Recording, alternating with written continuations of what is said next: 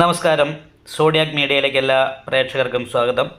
2025 June മാസത്തെ ഉത്തര നക്ഷത്രക്കാരുടെ നക്ഷത്രഫലമൊന്ന് പരിശോധിച്ച് നോക്കാം. ഉത്തര നക്ഷത്രത്തിൻ്റെ ആദ്യത്തെ 15 നാഴിക വരുന്ന ചിങ്ങക്കൂറിലാണ്. ശേഷം 45 നാഴിക വരുന്നത് കന്നിക്കൂറിലാണ്. ചിങ്ങക്കൂറുകാരെ സംബന്ധിച്ച് വളരെ നല്ല അനുകൂലമായിരിക്കുന്ന ഗുണഫലങ്ങൾക്ക് യോഗം വന്നിട്ടുണ്ട്. കാരണം സർവാഭിഷ്ട സ്ഥാനത്ത് സർവേശ്വരകാരകനായിരിക്കുന്ന വ്യാഴം സഞ്ചരിക്കുന്നു. അതുപോലെ തന്നെ ഭാഗ്യസ്ഥാനത്താണ് കർമാധിപതിയായിരിക്കുന്ന ശുക്രൻ. അപ്പോൾ ശുക്രൻ്റെ ഭാഗ്യസ്ഥാനത്ത് തൊഴിൽ കർമാധിപതി നിൽക്കുമ്പോൾ തൊഴിലിൻ്റെ കാര്യത്തിൽ വളരെ അനുകൂലമായിരിക്കുന്ന ഗുണഫലങ്ങളുണ്ടാകും.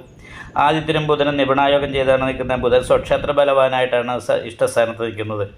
അപ്പം ശുക്രനും ആദിത്യനും ബുധനും വ്യാഴവും ഒക്കെ ഇഷ്ടസ്ഥാനത്ത് നിൽക്കുന്നത് കാരണം കൊണ്ട് എല്ലാ രീതിയിലുള്ള അനുകൂലമായിരിക്കുന്ന ഗുണഫലങ്ങളും മാനസികമായിട്ടുള്ള സന്തോഷമൊക്കെ അനുഭവിക്കാനായിട്ട് സാധിക്കും.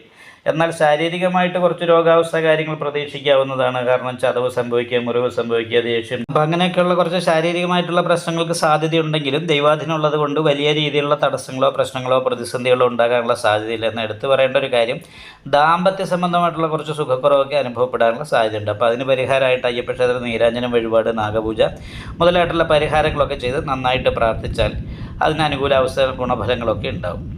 ഉത്തര നക്ഷത്രത്തിൻ്റെ അവസാനത്തെ 45 നാഴികയിൽ ജനിച്ചവരെ സംബന്ധിച്ച് 10ാം ഭാവത്തിലാണ് വ്യാഴം നിൽക്കുന്ന ബാധകാധിപതിയായിട്ട്. അപ്പം 4ാം ഭാവാധിപത്യം വഹിച്ച് ബാധകാധിപതിയായിട്ട് 10ൽ നിൽക്കുമ്പോൾ വ്യാഴപ്പഴവിൻ്റേതായിരിക്കുന്ന ചെറിയ പ്രശ്നമുണ്ട്.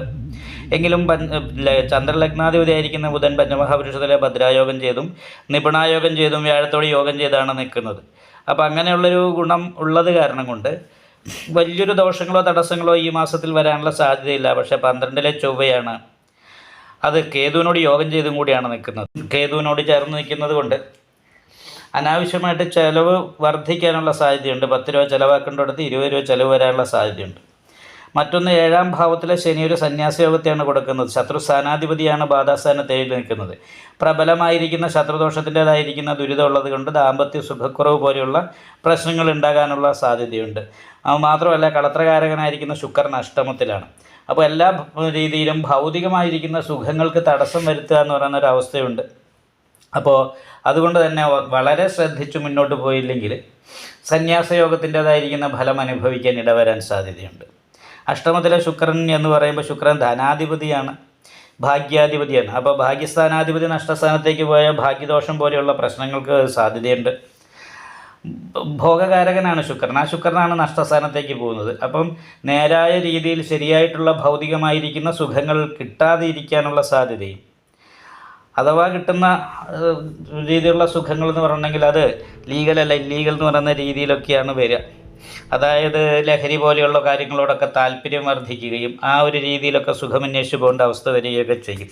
അങ്ങനെയുള്ള കാര്യങ്ങളോട് താല്പര്യം വർദ്ധിക്കും. അപ്പോൾ അത് കാരണം കൊണ്ട് പ്രത്യേകം ശ്രദ്ധിച്ച് തന്നെ മുന്നോട്ട് പോകണം. അനാവശ്യമായിട്ട് ധനം നഷ്ടപ്പെടുത്താതെ ഇരിക്കാനായിട്ട് ശ്രദ്ധിക്കണം. തൊഴിലിൻ്റെ കാര്യത്തിൽ പ്രശ്നമില്ല, തൊഴിലിൻ്റെ അഭിവൃദ്ധിയും ഉയർച്ചയും കാര്യങ്ങൾക്കൊക്കെ യോഗമാണുള്ളത്.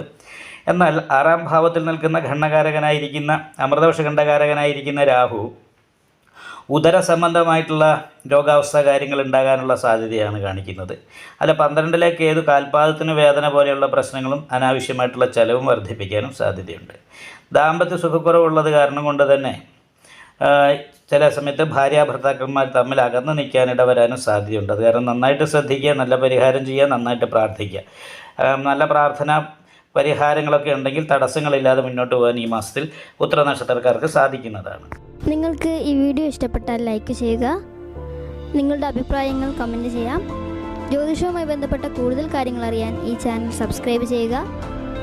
ഞങ്ങളുടെ ഓൺലൈൻ കൺസൾട്ടൻസി നമ്പർ താഴെ ഡിസ്ക്രിപ്ഷൻ ബോക്സിൽ കൊടുത്തിട്ടുണ്ട്. ആവശ്യമുള്ളവർക്ക് കോൺടാക്റ്റ് ചെയ്യാവുന്നതാണ്.